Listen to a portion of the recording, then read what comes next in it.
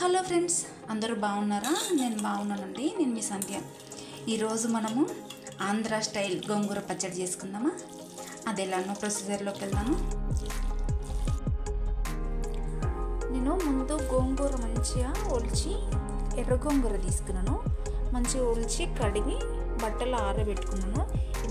ఇది మంచి తడి పోయే వరకు ఆరనిద్దాం. తడి లేకుండా నేను మంచి బట్టలు ఆరబెట్టేసినానండి. రాత్రి ఆరబెడితే పొద్దున కల్లా మంచి తడి లేకుండా డ్రై అయిపోయింది. అలానే నేను 800 గ్రామ్స్ గోంగూర తీసుకుంటే 150 గ్రామ్స్ ఎండుమిరపకాయలు తీసుకున్నాను. అలానే జీలకర్ర, మెంతులు, ఆవాలు, ఎల్లిపాయ. నేను పొయ్యి మీద ప్యాన్ పెట్టుకున్నానండి. స్టవ్ ఆన్ చేసుకొని ఒక 2 టేబుల్ స్పూన్ ఆయిల్ తీసుకున్నాను. ఆయిల్ వేడెక్కిందండి. 1 టీ స్పూన్ ఆవాలు వేసుకున్నాను. కొంచెం స్టవ్ సిమ్లోనే పెట్టుకోవాలి. అలానే 1 టీ స్పూన్ మెంతులు, అలానే 1 టీ స్పూన్ జీలకర్ర. ఇది కొంచెం ఫ్రై చేసుకుందాం అండి. అంటే మంచి స్మెల్ వస్తుంది ఫ్రై అయినట్టుగా. ఇప్పుడు ఎండుమిర్చి తీసుకుందాం.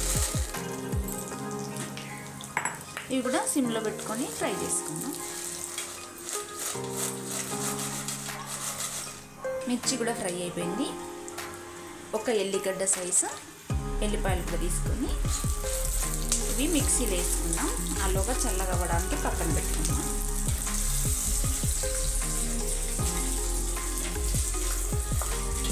మనం ఇదే ప్యాన్లో మళ్ళీ 2 టేబుల్ స్పూన్ల ఆయిల్ వేసుకుందాం. టోటల్గా ఒక 100 గ్రామ్స్ ఆయిల్ పడుతుంది.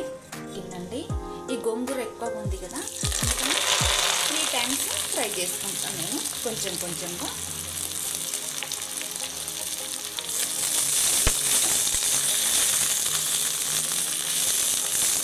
ఇలా ఆయిల్ అంతా మళ్ళీ రిలీజ్ అయ్యే వరకు ఆకు ఫ్రై చేసుకోవాలి. గోంగూర ఇది ఎర్ర గోంగూర అయితేనే బాగుంటుంది టేస్ట్. ఇది పక్కన పెట్టుకుందాం. మళ్ళీ మళ్ళీ ఒక స్పూన్ వేసుకుందాం ఆయిల్. మళ్ళీ గోంగూర పెట్టుకుందాం. ఇలా మొత్తం గోంగూరని ఫ్రై చేసుకుందాం. ఇది మంచిగా ఫ్రై చేసి పక్కన పెట్టుకున్నానండి గోంగూర. అలానే ఇవి డ్రై ఎండుమిర్చి ఉంది కదా, ఇదంతా మనం మిక్సీ చేసుకుందాం. మనం ఇలా మిక్సీ చేసుకున్నాం కదా, కొంచెం బరకగానే ఉండాలి, అప్పుడే బాగుంటుంది. ఈ పౌడర్ని ఇందులో వేసుకుందాం. ఇప్పుడు మనము రుచికి సరిపడా సాల్ట్ తీసుకుందామండి. నేను 2 టీ స్పూన్లు తీసుకుంటున్నాను. మళ్ళీ మనం టేస్ట్ చూసి వేసుకోవచ్చు. ఇది ఒకసారి మంచి చక్కగా కలుపుకుందాం. నేను 2 ఎల్లిగడ్డల పాయలు తీసుకున్నాను. ఇవి కూడా ఇందులో వేసుకొని కలుపుకుందాం. ఈ చట్నీని ఇలానే ఒక రోజు అంతా పక్కన పెట్టుకుందాం.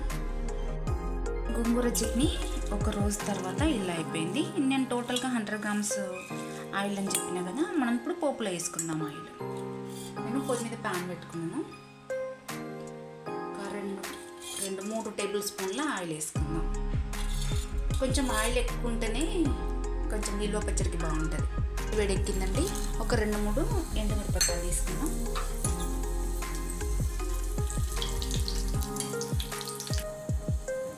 కొంచెం 1 టీ స్పూన్ ఇంగువ వేసుకుందాం.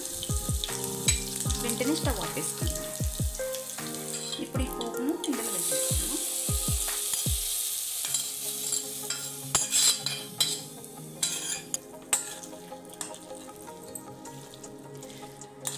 గుమ్మగుమ్మలాడే గోంగూర పచ్చడి రెడీ.